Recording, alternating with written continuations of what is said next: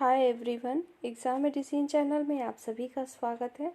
हम यहाँ बात करने वाले हैं यूपी पीसीएस परीक्षा जो कि 14 मई को प्रस्तावित है, जैसा कि कैलेंडर में दिया गया है। आप सब लोग अब इससे परिचित हो चुके होंगे कि 14 मई को आपकी परीक्षा कराई जाएगी, प्री परीक्षा। तो आपका जो नोटिफिकेशन है वो फरवरी तक आ जाएगा, और जब आएगा नोटिफिकेशन तो आपको हो सकता है कुछ बदलाव देखने को मिले, जैसा कि पहले नहीं रहता था। जो भी चेंजिंग होगी वो आपको वीडियो के माध्यम से बताया जाएगा। फ़िलहाल ये वीडियो आप सबके लिए सिलेबस को लेकर है, जो कि आपका प्री एग्ज़ाम के लिए है। आप सब लोगों ने प्रीवियस ईयर के सिलेबस को देखा ही होगा, और जो लोग सीरियस कैंडिडेट हैं, जो उसकी रेगुलर तैयारी करते हैं या एग्ज़ाम देते रहते हैं, उनको तो अच्छे से पता होगा। जो न्यू कैंडिडेट हैं, ये वीडियो उनके लिए यूज़फुल हो सकती है, क्योंकि हो सकता है उन्हें कुछ अगर जानकारी ना होगी तो इस माध्यम से आपको मिल जाएगी। तो देखिए, आप सबको पता है कि आपका जो पेपर होता है, जो 14 मई को होने वाला है 2023 का, तो उसमें आपके 2 पेपर होते हैं, प्रश्न पत्र 1 और 2 होता है। पहला पेपर आपका होता है, फिर आपको 1 घंटे का ब्रेक होता है, उसके बाद आपको फिर से दूसरा पेपर देना होता है, जो कि सीसेट का होता है, और वो क्वालिफाइंग नेचर होता है, ठीक है। और लेकिन हमारा मेन पेपर क्या है, आपका सामान्य अध्ययन का पेपर होता है, और जो आपका दूसरा पेपर होता है वो भी उतना ही महत्वपूर्ण है। यदि आप उसको क्वालिफाई नहीं कर पाएंगे तो आपका कोई मतलब नहीं होगा पेपर फर्स्ट अच्छा करने का। तो देखिए, ये वीडियो मैं आप लोगों के लिए इसलिए लेके आई हूँ क्योंकि आप सब लोग जिनको भी देना है एग्ज़ाम पीसीएस का, वो सभी लोग, अब आपके पास वक्त नहीं है नोटिफिकेशन आने के पहले तक। जितनी चीज़ें जहाँ से भी अगर आपका कुछ रह गया है तो उसे पढ़ लीजिए, ताकि फिर आप रिवीजन करिए।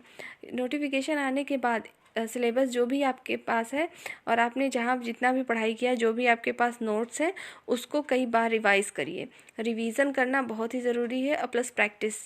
रिवीजन और प्रैक्टिस से ही आप कुछ अच्छा कर पाएंगे, क्योंकि देखिए और इसमें जो जीके का सिलेबस है, ऐसा नहीं है आप लोग सिर्फ इसी का एग्ज़ाम देते हैं। अगर आप अदर एग्ज़ाम भी देते होंगे तो आपने काफ़ी चीज़ें इसमें पढ़ रखी होंगी। ये जो आपको स्क्रीन पे दिख रहा है, ये पुराना है सिलेबस। पुराने का मतलब है पिछले साल का है।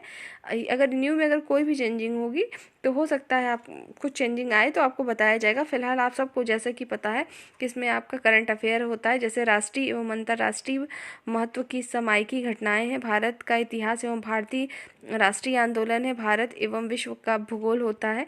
देखिए, ये आपको इमेज थोड़ी सी ब्लर होगी, लेकिन मैं बोल रही हूँ तो आपको समझ में आ जाएगा, ठीक है। और आपका राष्ट्रीय एवं अंतर्राष्ट्रीय महत्व की समसामयिकी घटनाएं हो गई, ठीक है। भारत एवं विश्व का भूगोल हो गया।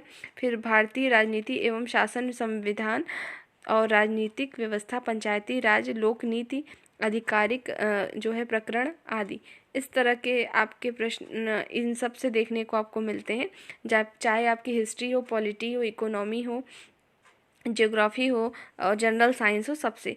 और बात करते हैं उत्तर प्रदेश स्पेशल की, तो जैसा कि आपको पता है कि अगर आप अदर स्टेट का एग्ज़ाम देते हैं तो आपको उस स्टेट से रिलेटेड प्रश्न ज़्यादा देखने को मिलते हैं, लेकिन अभी तक यूपी स्पेशल का जो है वेटेज उत्तर प्रदेश का जो पीसीएस एग्ज़ाम है उसमें आपको बहुत ज़्यादा देखने को नहीं मिलता।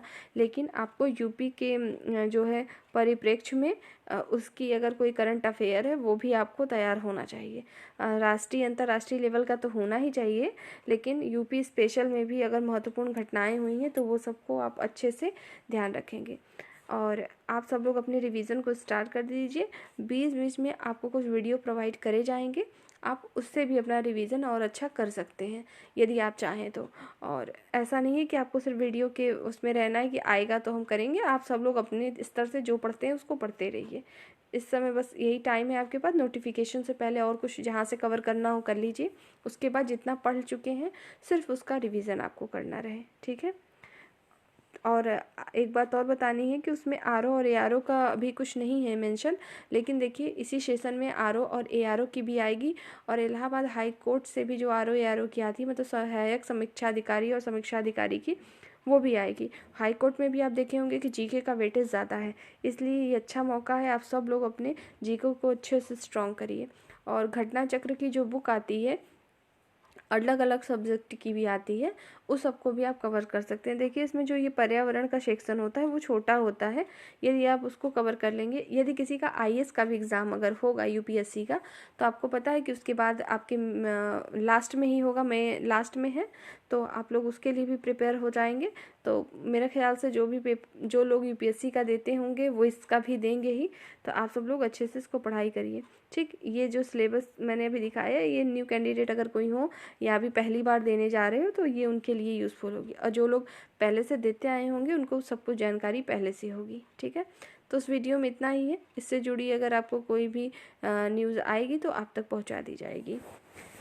फिर हम मिलेंगे अगले वीडियो में, तब तक के लिए टेक केयर, जय हिंद।